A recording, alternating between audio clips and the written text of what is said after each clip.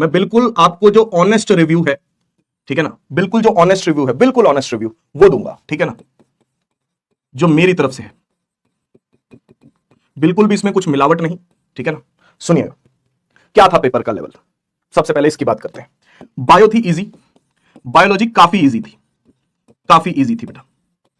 मतलब ये कह रहे हैं कि जो 2026 वाला इससे पहले पेपर हुआ था 3 मई वाला, उससे भी इजी थी, ठीक है ना। Chemistry toughest ever in NEET exam.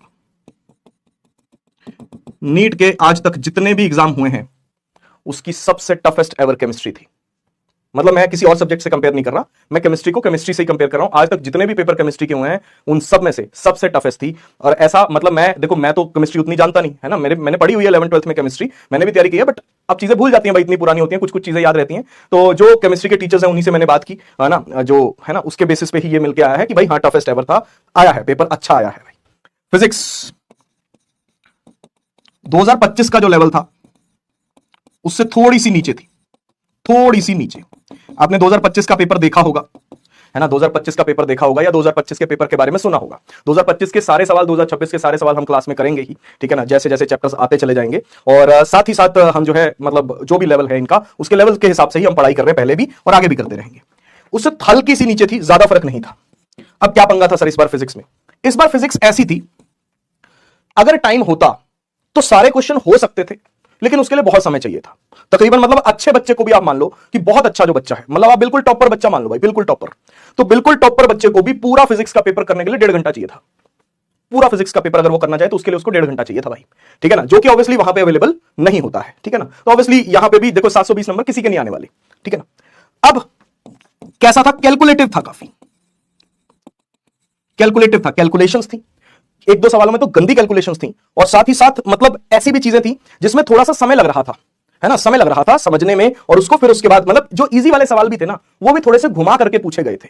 मतलब बिल्कुल इजी वाले सवाल तो आप 7-8 मान लो कि 7-8 बिल्कुल इजी वाले सवाल थे, जो पेन भी उठाने की जरूरत नहीं थी, ऐसे 7-8 सवाल थे, ठीक है ना। वो भी शायद मैं ज्यादा ही बोल रहा हूं, 5-6 सवाल होंगे, ठीक है ना, 5-6 सवाल मान लो आप, जो जिनके लिए पेन भी उठाने की जरूरत नहीं थी, आपको पता है कि हाँ इसका आंसर तो ये आ जाएगा, एक आधा छोटा सा एक फॉर्मूला लगाया बस उससे आंसर आ गया। फिजिक्स कैलकुलेटिव बहुत थी, ठीक है ना, थी कैलकुलेटिव, मतलब 5-6 सवाल तो ऐसे थे जिसमें अच्छी खासी कैलकुलेशन फंस रही थी और आपका ये टाइम कंज्यूम कर रहे थे। बेसिकली बात ये थी कि टाइम कंज्यूमिंग था, ऐसा कोई out of the box question नहीं आया। हाँ 2025 में क्या हुआ था? 2025 में out of the box question आ गए थे 3-4, जो सिलेबस में ही नहीं थे, है ना। 2025 में क्या हुआ कि ऐसे क्वेश्चन आ गए थे 3-4 जो सिलेबस में ही नहीं थे। इस साल हम ऐसा नहीं बोल सकते, था तो सारा कुछ उसी में से, लेकिन कैलकुलेटिव बना दिया, लेंदी बना दिया, और इजी सवालों को भी डिफिकल्ट बना दिया। अब ऐसे सवाल, ऐसे उसमें क्या फोकस रहना चाहिए भाई हमारा, ऐसे पेपर में क्या फोकस रहना चाहिए, आइए उसके बारे में बात करते हैं। ये तो हो गया रिव्यू, ये तो हो गया रिव्यू जो मेरी तरफ से है भाई, ठीक है ना। और मोस्टली टीचर्स का यही रिव्यू है, थोड़ा बहुत प्लस माइनस हो सकता है ना, थोड़ा बहुत प्लस माइनस हो सकता है, बस इतना फर्क है। मतलब कि कोई कह देगा कि नहीं भाई 2025 जैसे ही थी फिजिक्स, मैं कह रहा हूं थोड़ी सी नीचे थी, ठीक है ना, बस इतना फर्क हो सकता है और कोई फर्क नहीं होगा। अब हमें क्या करना है सर, हमें क्या करना है? अगर ऐसा पेपर आता है आपके समय में भी, अगर 2027 में भी सर ऐसा ही पेपर आया, तो हमें क्या करना है? What we have to do, pick and choose easy and moderate questions. आपका जो रैंक है डिसाइड करेंगे इजी एंड मॉडरेट क्वेश्चंस ही डिसाइड करेंगे। आपका रैंक डिसाइड एडवांस लेवल के क्वेश्चन या बहुत डिफिकल्ट क्वेश्चन, क्योंकि इतना टाइम ही नहीं होगा कि आप वहां पे वो कर पाओ। हम करेंगे यहां पे, ठीक है ना, हम यहां पे करेंगे, क्योंकि भाई जितने फंस जाए उतना बढ़िया है, ठीक है ना। लेकिन आपका जो रैंक डिसाइड करेंगे वो ये वाले सवाल करेंगे। और ये कितने थे सर पेपर के अंदर? ये सवाल कितने थे सर इस पेपर के अंदर? हम 2026 वाले पेपर की बात करें तो ऐसे इजी टू मॉडरेट सवाल फिजिक्स में कितने थे सर? यार ये सवाल मान लो 25 से 30 थे। उसके अलावा कैलकुलेशन लेंदी वाले थे, कुछ थोड़े से मतलब एक आधा क्वेश्चन आउट ऑफ बॉक्स था। मतलब आप ज्यादा से ज्यादा, कोई कह सकता है देखो मैंने 25 से 30 बोला है, कोई बोल सकता है कि हाँ भाई 35 थे, कोई बोल सकता है 32 थे, है ना। चलो बीच का मान लेते हैं कि 25 से 32 सवाल थे जो करे जा सकते थे, जो कि करे जा सकते थे वहां पे, ठीक है ना। मतलब आप ये मान लो कि 1 घंटे के अंदर 30 सवाल अटेम्प्ट होने वाले थे फिजिक्स के, अगर बच्चे ने अच्छे से पढ़ा है, अगर बच्चे ने अच्छे से पढ़ा है तो 30 सवाल अटेम्प्ट होने वाले थे। और गारंटी देके कह रहा हूं भाई, कट ऑफ काफी लो जाने वाली है। जिस प्रकार से 2025 में गई थी उसी के आसपास कट ऑफ रहेगी, प्लस माइनस 10 नंबर का फर्क रहेगा। पिछली बार की कट ऑफ पता है आपको? पिछली बार की कट ऑफ पता है आपको? 2025 की जो कट ऑफ थी all India quota, all India की अगर हम बात करें, all India quota unreserved category, general category की हम बात करें तो वो 525 नंबर के आसपास थी। 525 यानी कि जिसके 525 नंबर आ गए थे उसको कॉलेज मिल गया था भाई, ऑल इंडिया कोटा से। स्टेट कोटा के लिए थोड़ा बहुत वेरी करता है, किसी स्टेट में थोड़ी सी ज्यादा जाती है, किसी स्टेट में थोड़ी सी कम जाती है। इसी के आसपास थी भाई, इसी के आसपास थी, 525 के आसपास थी। इस साल भी ऐसी ही रहेगी, 10 नंबर प्लस हो सकता है, 10 नंबर या 15 नंबर प्लस हो सकता है, मतलब हो सकता है कि इस साल 540 के आसपास चली जाए। इतना ही होगा, इससे ज्यादा कुछ नहीं होने वाला। तो अगर पेपर ऐसा ही आता है आपके लिए भी, अगर पेपर ऐसा ही आता है तो ये ट्रिक ही काम करेगी भाई, क्योंकि एडवांस लेवल का क्वेश्चन अगर आप वहां पे अटेम्प्ट भी करोगे तो समय लगेगा, समय लगेगा, तो उतने समय में आप इजी एंड मॉडरेट क्वेश्चंस ज्यादा कर पाओगे। लेकिन पंगा ये नहीं है कि इजी एंड मॉडरेट करने हैं हमें, पंगा ये है हमें पता कैसे चले। भाई आप लोग मेरी हां में हां मिलाना, आप बात से मेरी एग्री करते हो कि नहीं करते हो, ये बात बताना। हमें कैसे पता चलेगा सर कि इजी कौन सा है, मॉडरेट कौन सा है, हमें कैसे पता चलेगा? उसके लिए चाहिए प्रैक्टिस। ये कैसे पता चलेगा, कैसे पता चलेगा भाई कि इजी कौन सा है, मॉडरेट कौन सा है, डिफिकल्ट कौन सा है, कैसे पता चलेगा? प्रैक्टिस से पता चलेगा भाई, और कोई तरीका नहीं है भाई, है ना। मैं आपको बता दूंगा, मैं यहां पे क्वेश्चन कराऊंगा, मैं आपको बता दूंगा कि भाई ये इजी था, ये मॉडरेट था, ये डिफिकल्ट था, मैं तो आपको बता दूंगा। लेकिन आप खुद की जजमेंट वहां पे कैसे करोगे? खुद की जजमेंट कैसे करोगे भाई? जब आपकी प्रैक्टिस होगी, जब आपने उस चैप्टर के अच्छे खासे क्वेश्चन प्रैक्टिस कर रखे होंगे, आप देखते ही समझोगे कि अच्छा ये क्वेश्चन तो देखा देखा सा लग रहा है, ठीक है ना, ये हो जाएगा भाई, ठीक है ना, ये क्वेश्चन भी देखा देखा सा लग रहा है, ये हो जाएगा। लिख के दे रहा हूं, मैं उन बच्चों को जानता भी हूं, ठीक है ना, उनसे बात भी करी है, पिछले साल भी बात की थी।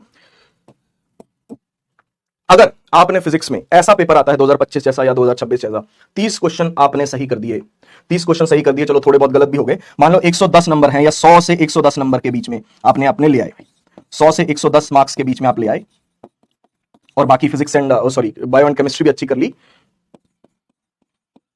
अंडर 1000 रैंक है भाई, अंडर 1000 रैंक।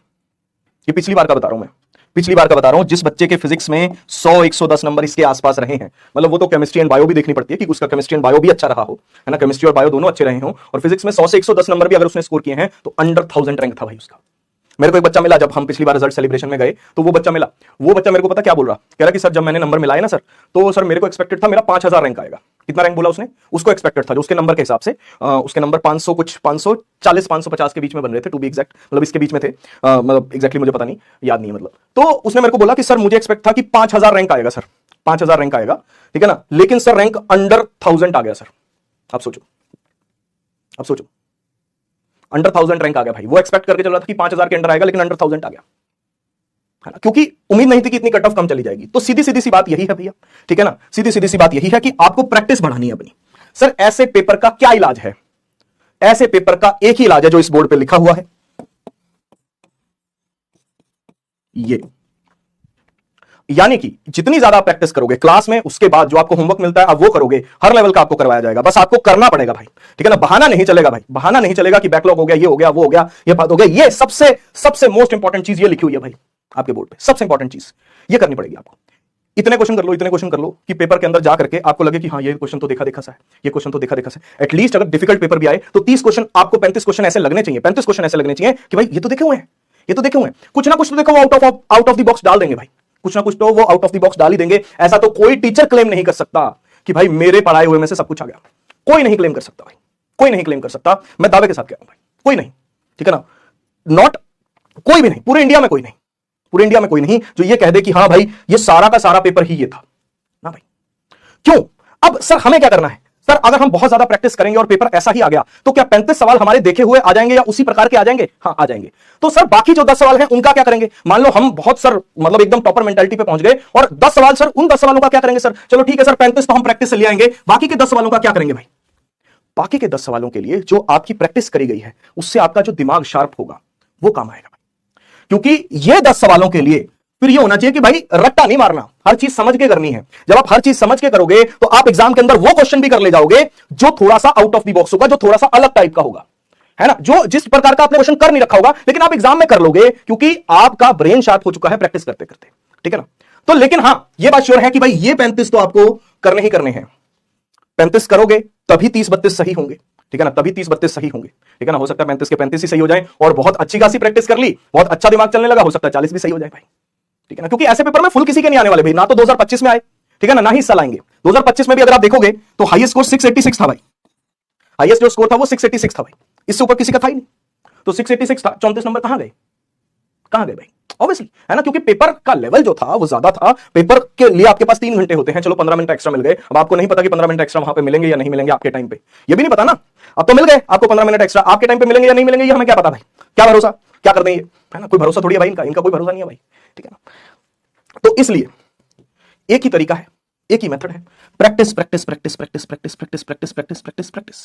जितनी बार मर्जी बुलवा लो।